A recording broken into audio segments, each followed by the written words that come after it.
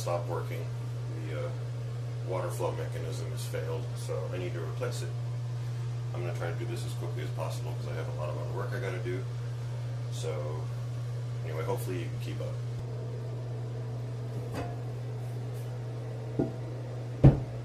Those got to be removed. First you have to shut off the water. So make sure the water's shut off. Right. And then you take the pipe off. This is the bottom one.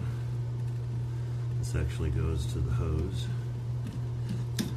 Sometimes you need a wrench or something to take these off.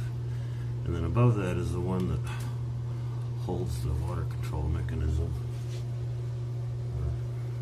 The toilet fill valve, as it's called. And sometimes you need a pipe for that one too. And this one will cause water to start spilling out. So you gotta put something underneath to catch the water. I found this weird thing. It's small enough I can jam it in here so I can finish unscrewing this. Okay. And then I pull the valve up and the water starts coming out.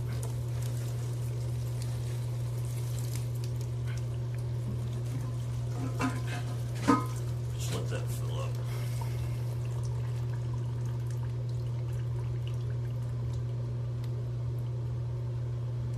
Alright, that's good enough. Dump this in the sink.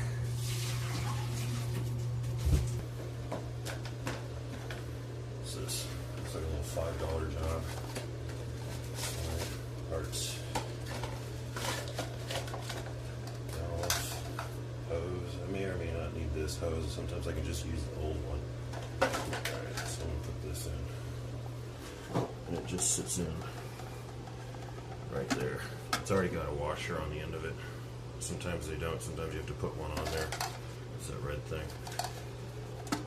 Just drop it in there.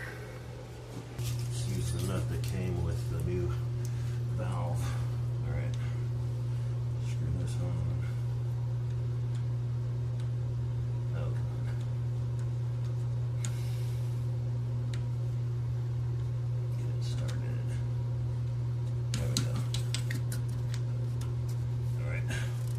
I won't put it on too tight, just enough to keep it from leaking because I need to turn this left and right up here. Okay, there's a rubber washer in here. I probably don't need to replace this, but it's a good idea if you can. I'm going to take a knife and try to pry it out. I think the chlorine and stuff just eats these things up.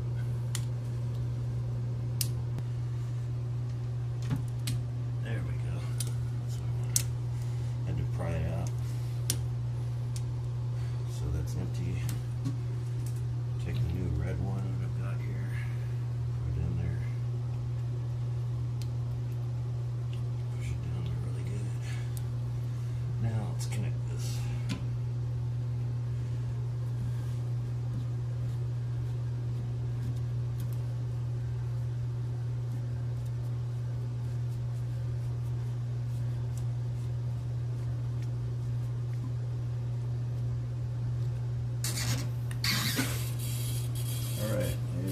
Doesn't look like this.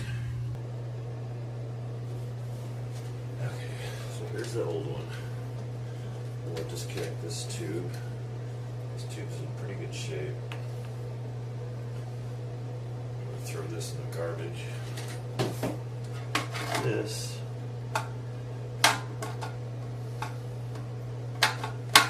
turn it one way to lift it and turn it the other way to lock it. So you got to figure out about where you want the water level. You can see there's a water level line here.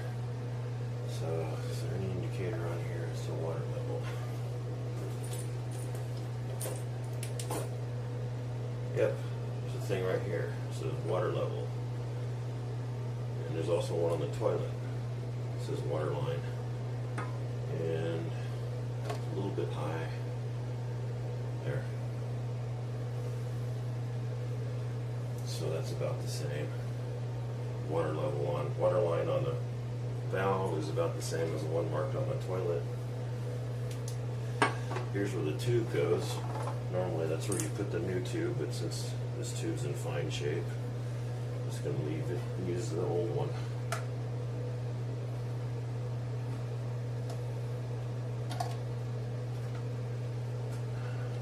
squeeze it on there pretty good. Alright, it's done. This mechanism, this is another thing that can fail, is this plunger valve thing. You got to make sure that the tension's just right on the chain. You can adjust it by taking it off this hook and moving it. Also the rubber stop here, the chlorine will eat this up after a few years, so you'll probably have to replace this too. It'll also make the water very black if it starts falling apart too quickly, and it just leaks all the time. Okay, so that's done. I'm going to hand tighten the main nut down here to make sure the valve is secure against the bottom and it doesn't leak any water from the tank. I think that's good. I'm going to go ahead and turn on the water. I'll put it on full.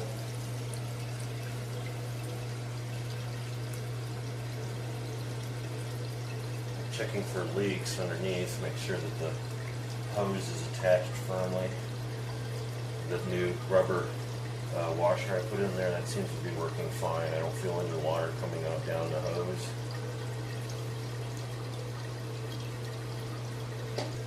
The plunger should be inside this mechanism, so as it fills up with water, it'll push up and close the valve. You can't see it. On some of them you can see it and even move it, but this one they have it encased inside a plastic casing.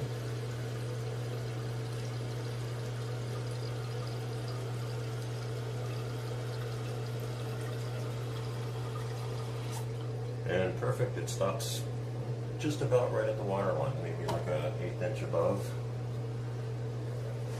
I'm going to flush it now.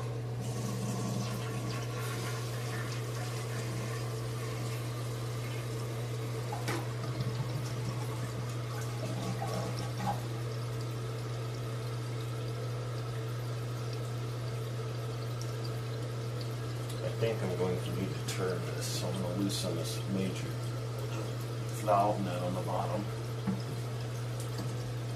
just a little bit. Just loose enough so I can turn this.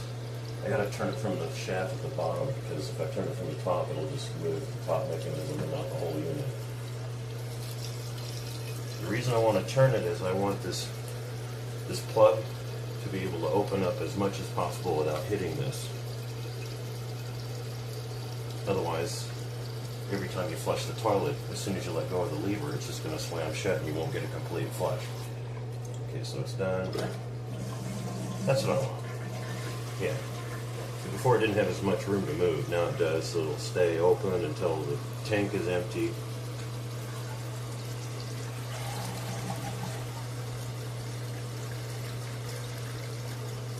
And then close.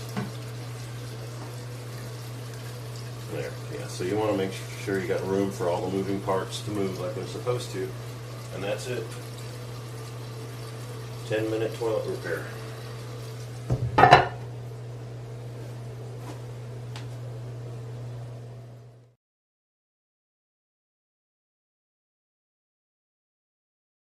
couple of things to note before you start a 10-minute toilet project.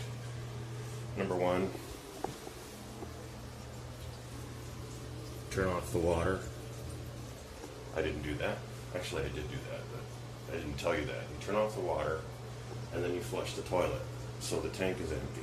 Otherwise, you're going to wind up with a mess. The other thing that I didn't do was I didn't retighten the nut for the fill valve after I moved it. So that needs to be done, obviously. And that's about it.